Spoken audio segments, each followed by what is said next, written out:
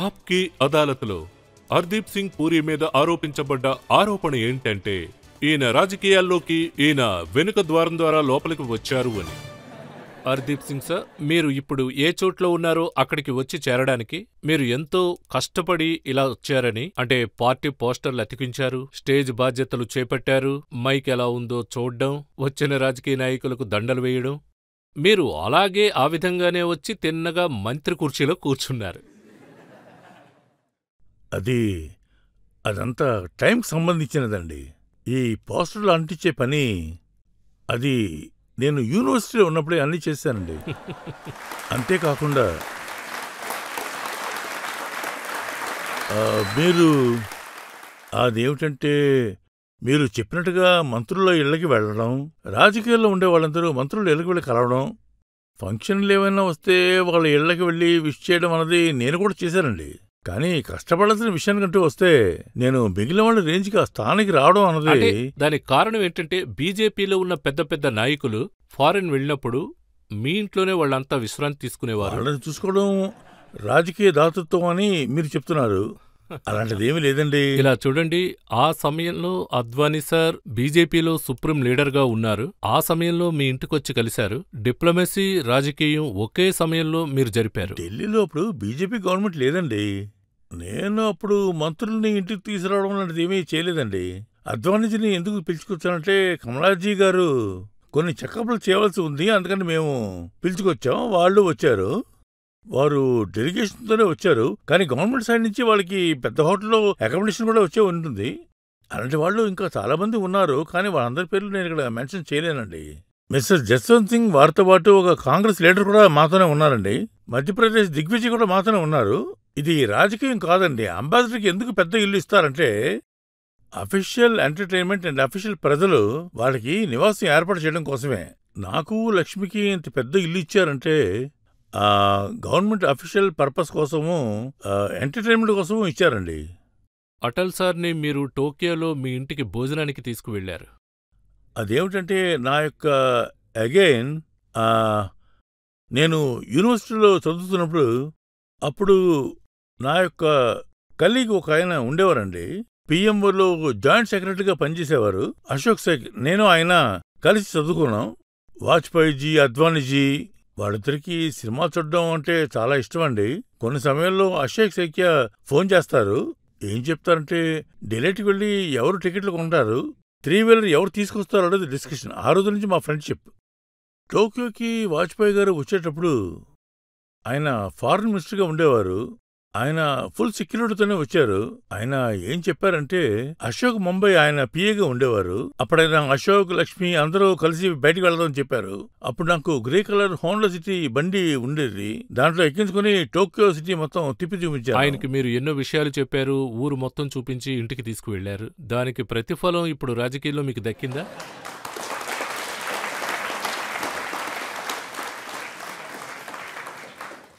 లాభం వచ్చింది, కాస్త నష్టం కూడా జరిగింది. అంటే ఈరోజు నేను మీకు అందరికీ భోజనం పెట్టి మీరు ఆ తర్వాత ప్రైమ్ మినిస్టర్ అయిపోతే నాకే కదండి లాభం.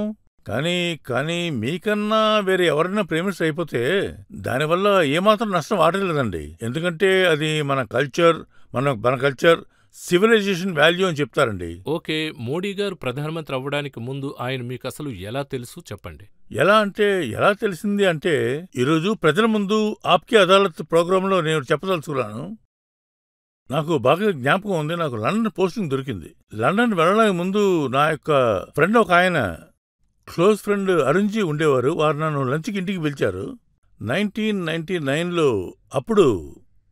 అప్పుడు ఆ లంచ్కి మోడీజీ కూడా వచ్చారు. వారే కాకుండా చాలామంది అక్కడ ఉన్నారు. నాకు బాగా జ్ఞాపకం ఉంది. అరుణ్జీ లంచ్ మూలంగా నాకు బీజేపీలో బాగా ఫేమస్ అయిన ఒక ఎంపీ కూడా ఉన్నారు. ఆయన సెయింట్ స్టీఫెన్ కాలేజీలో నా స్టూడెంట్గా ఉన్నారు, శోభన్ దాస్ గుప్తా. అరుణ్జీ యొక్క అలవాటు ఏమిటంటే ఆయన ఏదైనా గ్యాదరింగ్లో ఉన్నట్టయితే ఎక్కువగా కెమెరా టైము ఆయన దగ్గరే ఉంటుంది. అప్పుడు ఆయన అరుణ్జీ బాత్రూమ్ కని వెళ్లారు. దూరం నుంచి శోభన్జీ ఆయనను పిలిచి, సింగ్, ఇప్పుడే నీకు మాట్లాడే సమయం, త్వరగా చెప్పకపోతే ఆయన మళ్ళీ వచ్చేస్తారని చెప్పారు. సో ఇవన్నీ 1999లో జరిగిన విషయాలండి. ఆ టైంలో మోడీ గారి అప్పుడైనా ప్రస్తావన అంత పెద్దగా పెద్ద ఆయనే ఏం కాదు. లేదు. మోడీజీ రావడం మన యొక్క గుడ్ ఫార్చ్యూన్, మన అదృష్టం. నాకు బాగా జ్ఞాపకం ఉన్నది. అప్పుడు ఆయన ఏం చెప్పారంటే, మీరు లండన్ వెళ్తున్నారు కదా, తప్పకుండా నేను వస్తాను అన్నారు. కానీ నేను లండన్లో ఉండగా ఆయన రాలేకపోయారు. కానీ నేను జెనీవాలో ఉన్నప్పుడు నాకు ఫోన్ వచ్చింది. అప్పుడైనా ఏమన్నారంటే, లండన్ వస్తానని చెప్పాను కానీ రాలేకపోయాను, కానీ జెనీవా తప్పకుండా వస్తాను అని. అప్పుడు శ్యామ్జీ, కిషన్జీల యొక్క యాషెస్ జెనీవాలో ఉన్నాయి. వాటిని తీసుకోవడానికి సో ఆయన గుజరాత్లో సీఎంగా ఉన్నారు. అండ్ ఆయన అప్పటినుంచే చాలా జనరస్గా ఉండేవారు. నేను ఈ విషయం ఖచ్చితంగా చెప్తాను. నేను చూసినంతవరకు ఆయన దగ్గర ఉండే క్వాలిటీ ఇక్కడ చాలా కొద్దిమందికే ఉందండి.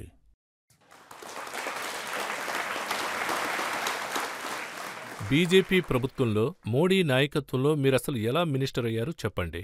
ఇది ఎలాగంటే, నన్ను ఒకరోజు పిలిచారు. అంటే సార్ మిమ్మల్ని కలవాలంటున్నారు అని పిలిచారు. సంజయ్ బౌజర్ గారి దగ్గర నుంచి ఫోన్ వచ్చింది. అప్పుడు నేను కొలంబోలో ఉన్నాను. అప్పుడు ఇండియన్ ఓషన్ కాన్ఫరెన్స్ అటెండ్ చేస్తూ ఉన్నాను. అప్పుడు నేనేం చెప్పానంటే, నాకిప్పుడు టైం లేదు, ఈ పనులన్నీ ముగించుకున్న తర్వాత వచ్చి కలుస్తాను అని చెప్పాను. అందుకైనా లేదు మీరు వెంటనే బయలుదేరి రండి అని చెప్పారు. నేను కూడా ఓకే అని ఫ్లైట్లో బయలుదేరి వచ్చేశాను. ఆయన్ని కలుద్దామని వెళ్ళాను. అప్పుడు మోడీజీ ఒక్కరే కూర్చుని ఉన్నారు. అప్పుడైనా ఎక్కడున్నారు మీరు, ఏం చేస్తున్నారు అని అడిగారు. ఆ తర్వాత రేపొద్దున మీరు వచ్చేయండి, మనిద్దరం కలిసి బ్రేక్ఫాస్ట్ చేద్దాం, ఆ తర్వాత మీరు రాష్ట్రపతి భవన్కి వెళ్ళి ప్రమాణ స్వీకారం చేయండి అని చెప్పారు. అప్పుడు నేను చాలా చాలా షాక్ అయిపోయాను. ఇంగ్లీష్లో ఏదో అంటారు కదా, ఫెల్ ఆఫ్ మై చైర్ అని. ఆయన నా రియాక్షన్ చూసిన తర్వాత ఆయన ఒకే ఒక్క విషయం మాత్రం నాతో చెప్పారు. దీని తర్వాత నేను మిమ్మల్ని రాజ్యసభ తీసుకెళ్తాను అని చెప్పారు. ఇది సెప్టెంబర్ 2, 2017లో జరిగింది. And rest is history. Me friends నాతో ఏం చెప్పారంటే, హర్దీప్ సింగ్ తలుచుకుంటే ఒకవేళ కెనడా గవర్నమెంట్లో కూడా ఆయన మినిస్టర్ అయ్యేవారు అని. జస్టిన్ ట్రూడోతో సహా 5 సిక్కులు మినిస్టర్ అయ్యారు.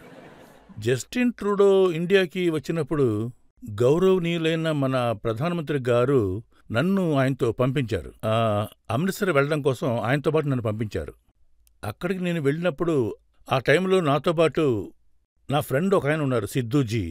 ఆయన పంజాబ్ గవర్నమెంట్లో అమరీందర్జీ గవర్నమెంట్లో మినిస్టర్గా ఉండేవారు. ఆ టైంలో నేను అక్కడికి వెళ్ళడం వల్ల కెప్టెన్ సార్ సిద్ధూజీని నాతో పాటు పంపించారు. అప్పుడు మేమిద్దరం కలిసి వెళ్ళి అమృత్సర్ ఎయిర్పోర్ట్లో వారిని రిసీవ్ చేసుకున్నాం. అక్కడి నుంచి వారిని అమృత్సర్ తీసుకుని వెళ్ళాం. అందరూ మాతో పాటు వచ్చారు. అప్పుడు కెనడా వాళ్లతో పాటు ఆ డిస్కషన్ ఆ కాలంలో ఎప్పటినుంచో జరుగుతూనే ఉంది. ఆ తర్వాత కెప్టెన్ సార్ ట్రూడోని నేను ఖచ్చితంగా కలవను అని చెప్పేశారు. అప్పుడు నేను సాయంత్రం ఆయన్ని కలవడం కోసం నేను వెళ్ళాను. అప్పుడైనా ఒక హోటల్లో ఉన్నారు. కెప్టెన్ సార్, మీరు పంజాబ్ యొక్క చీఫ్ మినిస్టర్, చాలా గ్రేసియస్గా ఉన్నారు అని మేము చెప్పాం. అప్పుడైనా మీరు ఇంతలో చెప్తున్నారు కదా, తప్పకుండా నేను కలుస్తాను అని చెప్పారు. ప్రారంభంలోనే ఇలాంటి సమస్య ఒకటి. ఇప్పుడు స్పెసిఫిక్ గా మీరు ఒక ఆరోపణ చేశారు. నేను తప్పకుండా ఆ విషయం గురించి ప్రస్తావిస్తాను. మీరు సిక్కులు 5 అని చెప్పారు కదా, మరుసటి రోజు మోడీజీ రాష్ట్రపతి భవన్లో లంచ్ చేస్తున్నప్పుడు అక్కడ మరో 5 సిక్కు మంత్రులు ఉన్నారు. వాళ్లల్లో ఒకరు ఏం చెప్పారంటే, see how lucky I'm, I went to Canada and become a minister. ఆయన చెప్పింది నాకు అంతగా నచ్చలేదు. కానీ నేనేం చెప్పానంటే, ఐ స్టేడ్ ఇన్ ఇండియా, నేను మినిస్టర్ అయ్యాను అని చెప్పాను.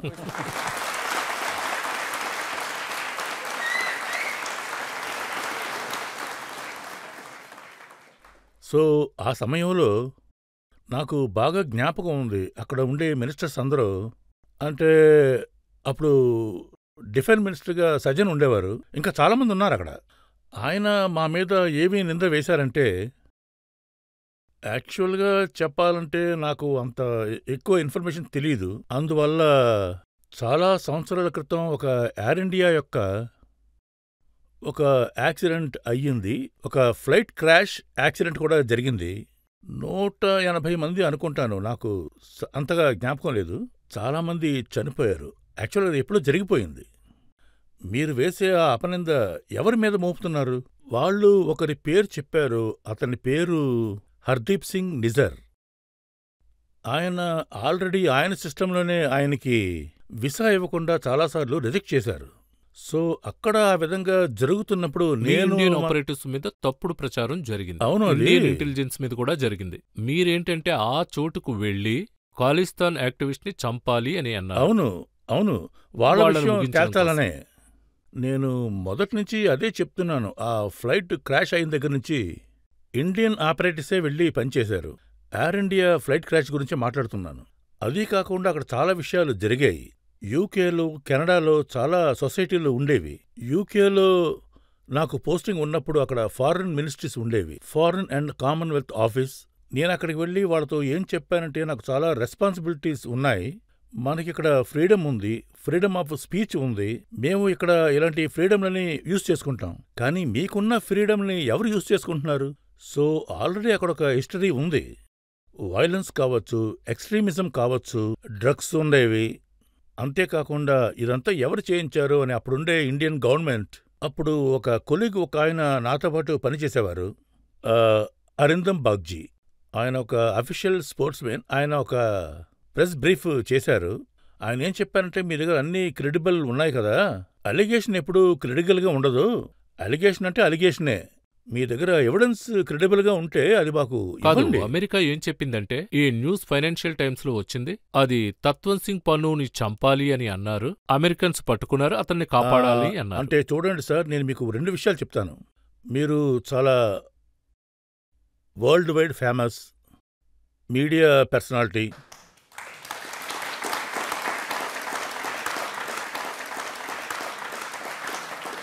మీరు నేను ఫైనాన్షియల్ టైమ్స్ లేదంటే న్యూయార్క్ టైమ్స్ చదువుతున్నాం. ఒకవేళ ఫైనాన్షియల్ టైమ్స్లో వాళ్ళు చెప్పేదంతా నిజమే అని గనక నేను అనుకున్నట్టయితే, నేను జీవితంలో బ్రతకడం కష్టమైపోతుంది.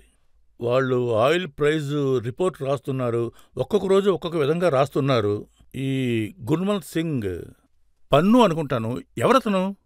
డాక్టర్ మన్మోహన్ సింగ్ ప్రధానమంత్రిగా ఉండగా ఆయన న్యూయార్క్ వచ్చారు. నాకు బాగా జ్ఞాపకం, శంకర్ మేనన్ అని ఒకరు ఫారెన్ సెక్రటరీగా ఉండేవారు. ఆయన డెలిగేషన్లో ఏం చెప్పారంటే, ఒకవేళ మీరు రోడ్డు మీద నడుస్తూ ఉన్నట్లయితే, ఎప్పుడైనా ఎవరైనా మీ చేతికి ఒక పేపర్ ఇచ్చినట్లయితే దాన్ని యాక్సెప్ట్ చేయకండి అని చెప్పారు. ఆ రోజుల్లో పన్నూజీ ఈ పని చేస్తూ ఉండేవారు. అటువైపు ఎవరైనా వెళ్ళినట్లయితే వాళ్ళు గనక ఇండియన్ లాగా అనిపిస్తే, you are consider yourself serve. ఇది టీవీలో ఇల్లీగల్ ప్రోగ్రామ్ లాగా ఉంది కదా, consider yourself serve. So అసలు ఆయన ఎవరు? ఈయన ఎవరంటే, ఇప్పుడు 10-15 రోజుల క్రితం ఒక స్టేట్మెంట్ ఇచ్చారు. నవంబర్ 18న ఎయిర్ ఇండియా ఒక ఫ్లైట్ని క్రాష్ చేస్తామని చెప్పారు. సో ఈ ఫైనాన్షియల్ టైం, దీనివల్ల ఇప్పుడు తలనొప్పి మాత్రమే వస్తుంది. ఒక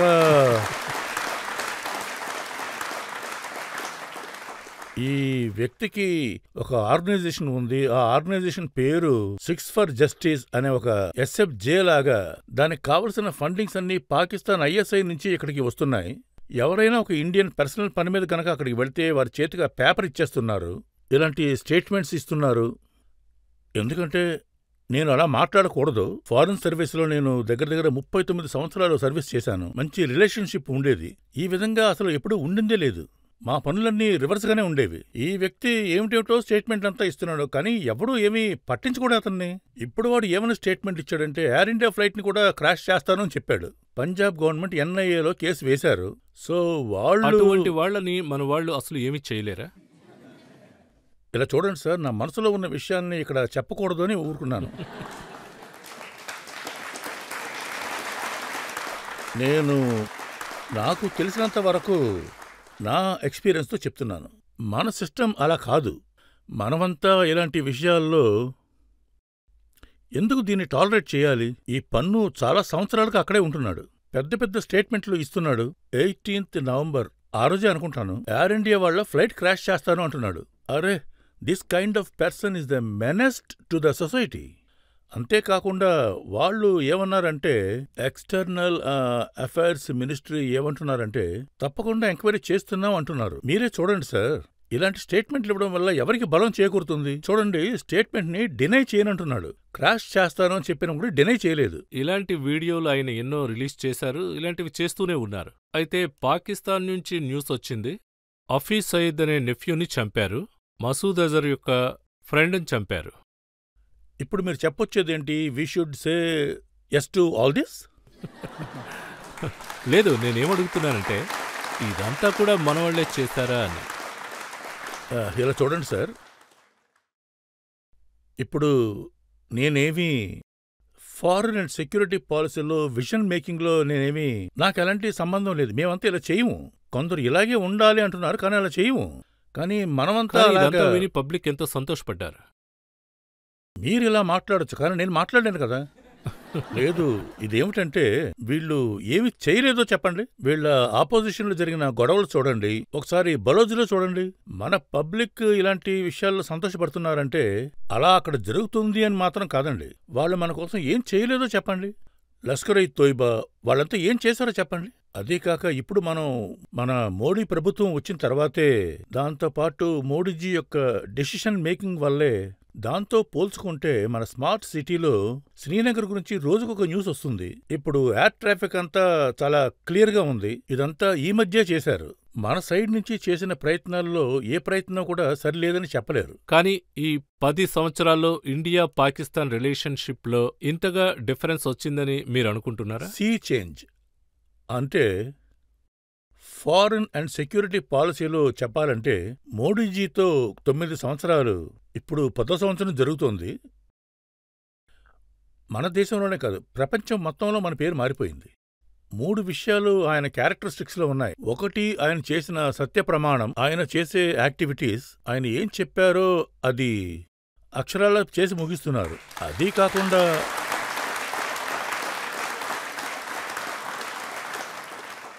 ఇంకొక విషయం ఏమిటంటే, ఆయనకి దేశం గురించి ఒక కల ఉంది, ఒక విజన్ ఉంది.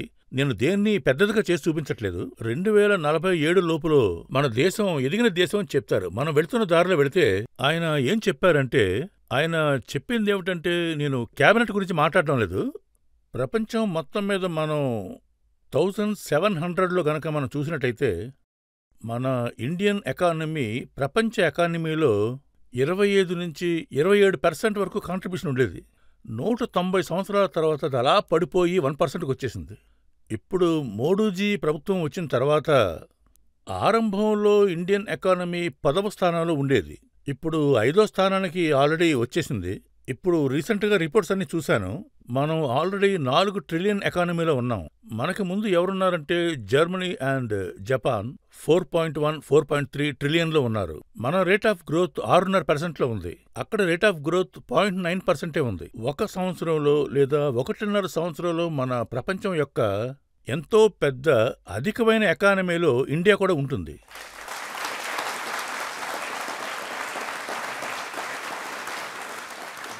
మోడీజీ చేసి చూపించిన మరొక పని ఏమిటంటే, ఇలా చూడండి సార్, ఆయన టీంలో ఉన్నందువల్ల నేను ఇలా మాట్లాడడం లేదు. ఈ డీప్లీ డివైడెడ్ వరల్డ్లో మోడీజీ వల్ల ఒక యూనిఫైడ్ మోడ్లో ప్లే చేయవచ్చు. ఆయన ప్లే చేసి కూడా చూపించారు. లిబరల్స్ అన్నీ ఏమని చెప్తున్నాయంటే, ఈ అగ్రిమెంట్ ఏమీ అవ్వదు, అసలు ఏది కాదు అని చెప్పారు. చైనా ప్రాబ్లంని రూస్ అసలు ఒప్పుకోదు, అమెరికా వాళ్ళు ఒప్పుకోరు, వాళ్ళు ఒప్పుకోరు, వీళ్ళు ఒప్పుకోరు అని క్రెడిట్ మొత్తం ఇస్తున్నాను నేను. అంటే మోడీజీ యొక్క ఆ టీం, మోడీజీ నాయకత్వంలో డీటెయిల్డ్గా తెలుసుకుని, ఫారిన్ మినిస్ట్రీలో అమితాబ్ ఖాన్ అని ఒక వ్యక్తి ఉన్నాడు. ఆయన ఒక షూ సర్ఫ్గా ఉన్నారు, డిప్యూటీ షర్ఫ్గా కూడా ఉన్నారు. కొన్ని సమయాల్లో నాకు ఆయన ఫోన్ చేస్తారు. అది ఎలా జరుగుతుంది, ఎవరు ఒప్పుకుంటారు అని కూడా అడిగేవారు. దానికి ముందే నేను ఆయనతో మాట్లాడుతున్నప్పుడు అందరూ ఒప్పుకుంటారు అని చెప్పాను. ఎందుకంటే G20 బాధ్యతను తీసుకుని ఆ డిటర్మినేషన్ చూస్తున్నప్పుడు దాంట్లో ఏ సమస్య ఎదురుకాలేదు. G20 మీటింగ్స్ ఇప్పుడు కూడా క్యాపిటల్లోనే జరుగుతాయి. మీరు ఇంచుమించు 50 మీటింగ్స్ అది వేరే వేరే ఊళ్ళలో చేశారు. మోడీజీ చాలా పర్సనల్ ఇంట్రెస్ట్తో చేశారు. అది కాకుండా ఆ రోజుల్లో అందరూ ఏమంటున్నారు, రూసు యుక్రెయిన్ వార్ జరుగుతున్నాడు, మోడీ గారు ఏమన్నారు, this is not time for war. ఆ రోజుల్లో అదే కదా అల్టిమేట్ థీమ్గా ఉండింది. సో నాకు తెలిసినంత వరకు ఆయన ఈ 9-10 సంవత్సరాల్లో చాలా చేంజెస్ వచ్చాయి. మన ప్రధాని గారి ఆవాజ్ యోజన చాలా గెలుపొందింది. అందువల్ల ఉజ్వల్ యోజన బాగా వెళ్తుందని కాదు, మన యొక్క మెట్రో సిస్టమ్ వరల్డ్లోనే సెకండ్ ప్లేస్లో వస్తుంది. అందుకని ఈ మాట చెప్పడం లేదు నేను. ఒక నేషనల్ స్పిరిట్. ఇప్పుడు మీరు చంద్రయాన్ని తీసుకున్నా కూడా in on the moon or over the moon మీ ఎదుగుదల స్పోర్ట్స్లో తెలుస్తుంది, అన్ని విషయాల్లో తెలుస్తుంది. ఇవన్నీ కూడా లీడర్ యొక్క రోల్. ఇవన్నీ కూడా ఆయన చాలా జెన్యూన్గా చేస్తూ వచ్చారు. నాకు తెలిసినంత వరకు ఆయన రాబోయే రోజుల్లో ఎలక్షన్ల గురించి నేను అలా మాట్లాడడం లేదు. ఇది నేను ఇంకొక విషయం గురించి కూడా చెప్తున్నాను. నేనిది ఓట్ల కోసం చెప్పడం లేదు. ఇండియాని స్పిరిట్గా నిలబెట్టారు. అదేంటంటే అందుకనే మోడీ గారు ఇండియా స్పిరిట్ని అలా నిలబెట్టారని నేనంటాను. ఈ రోజు ఇండియాని ఆయన ఒక ప్రథమ స్థానంలో నిలబెట్టారు. ఇండియా ఎకానమీ కూడా బాగా పుంజుకుంటోంది. ఈ రోజు ఇండియా మంచి పొజిషన్లో ఉంది. మన పక్కనున్న పాకిస్తాన్లో ఆ విధంగా లేదు. అందరూ ఆకలితో అలమటిస్తున్నారు, తినడానికి తిండి లేదు. ప్రజలు మొత్తం గగ్గోలు పెడుతున్నారు, అది టీవీలో చూస్తాం. కానీ ఏంటంటే వాళ్ళు ఊరికే ఉండడం లేదు, ఏదో విధంగా గొడవలు పెట్టుకుంటున్నారు. ఇలా చూడండి సార్, ఒక దేశం ఏ దేశమైనా అనుకోండి, కొలాప్స్ స్టేజ్కి వస్తున్నప్పుడు, అంటే పడిపోయే స్టేజ్కి వస్తున్నప్పుడు, అప్పుడు వాళ్ళు దారి మార్చుకుంటారు అని మీరు చెప్పేదాన్ని నేను అసలు ఒప్పుకోను. పాకిస్తాన్లో సాయంత్రం 8 గంటలకల్లా కరెంట్ ఆఫ్ చేసేస్తున్నారు. ఇప్పుడు ఆ దేశంలో పెట్రోల్ పర్ లీటర్ 350 రూపాయలు. వాళ్లలో కొందరు ఇలా చెప్పడం నేను విన్నాను. అదేమిటంటే అది పాస్పోర్ట్ వాళ్ళు ప్రింట్ చేయలేకపోతున్నారంట, ఎందుకంటే లామినేటెడ్ పేపర్ వాళ్ళ దగ్గర లేదంట. ఇలాంటి విషయాలు చాలా నేను విన్నాను. కానీ పాకిస్తాన్లో చాలా సంవత్సరాలు డిప్లొమసీ క్యారియర్లో 40 కూడా కాదు, కనీసం 45 సంవత్సరాలు మినిమం ఉంటుంది. అది ఈ క్యారియర్లో. పాకిస్తాన్ వాళ్ల పరిస్థితి ఎప్పుడు ఇంత దారుణంగా అసలు లేదు. ఇప్పుడు పాకిస్తాన్ ఉండే పరిస్థితి, ఇప్పుడు ఒక ఎన్వైర్మెంట్, అది ఒక డెస్పరేషన్ ఎన్వైర్మెంట్ మాత్రమే. అందుకనే దెబ్బలాడుకోవడం ఇలాంటివన్నీ జరుగుతూనే ఉంటాయి. కానీ ఇది ఫ్యూచర్లో ఏం జరుగుతుంది అన్నది నాకేమనిపిస్తుందంటే, రాబోయే కాలంలో నేనే కాదు, పాకిస్తాన్లో ఉండేవాళ్ళు కూడా ఈ మాట చెప్తున్నారు. ఏంటంటే, మీరు చాలా మంచి పని చేశారు, ఏంటంటే మీరు మాతో లేరు కాబట్టి సరిపోయింది, లేదా మీరు పైకెళ్ళడం కూడా మేము అడ్డుపడేవాళ్ళం. చాలా మంది అక్కడ అయితే వాళ్ళ సెన్స్ ఆఫ్ హ్యూమర్ చాలా బాగుంది. చంద్రయాన్ ల్యాండ్ అయినప్పుడు టీవీలో చూసి పాకిస్తాన్ ప్రజలు ఏమన్నారంటే, వాళ్ళెక్కడ ల్యాండ్ చేశారో మేము అక్కడే ఉన్నాం కదా, ఎందుకంటే మాకు వెలుగు ఉంది, కానీ నీళ్ళనేవి లేవు అన్నారు. అవును, నిజమే. అక్కడ అందరూ ఇలాగే అంటున్నారు. మీరు చూస్తూ ఉండండి, ఇది కొన్ని రోజులు మాత్రమే. పాకిస్తాన్లో కొన్ని ప్రాంతాల వాళ్ళు ఏం చెప్తున్నారంటే, మేము ఇండియాతో కలిసికట్టుగా ఉండాలి, అంతేకాకుండా ఒక కొత్త విషయం తెలిసింది ఏమిటంటే, ఇక్కడ పాకిస్తాన్లో కొంతమంది పంజాబీ వాళ్ళు కూడా ఎక్కువ మంది ఉన్నారు. పంజాబీ డామినేటెడ్ ఎలైట్ కూడా ఉంది. వాళ్ళ అభిప్రాయాల్లో కూడా చాలా మార్పులు వస్తున్నాయి.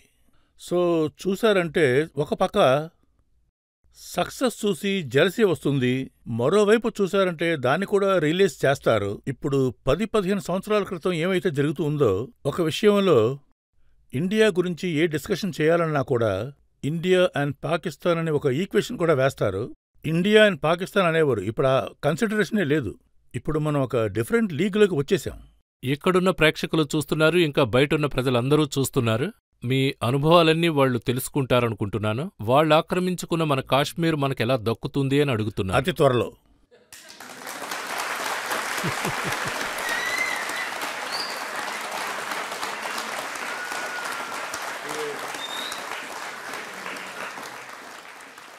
నేను జెనీవాలో అంబాసిడర్గా ఉండేటప్పుడు పాకిస్తాన్ అంబాసిడర్ పర్మనెంట్ రిప్రజెంటేటివ్గా ఒకరుండేవారు. నేను న్యూయార్క్ వెళ్ళినప్పుడు ఆయన న్యూయార్క్కి కూడా వచ్చారు. వాళ్ళు ఆయనను కూడా పిలిచారు. పాకిస్తాన్ ఆక్యుపైడ్ కశ్మీర్ యొక్క ప్రెసిడెంట్ చేయడం కోసం ఆయన్ని పిలిచారు. సో నా మనసులో కొన్ని ప్రశ్నలు వేయాలని కూడా ఉంటుంది. రావాలంటే ఇక్కడికి వచ్చాయని చెప్పాలని నాకు కూడా అనిపిస్తుంది.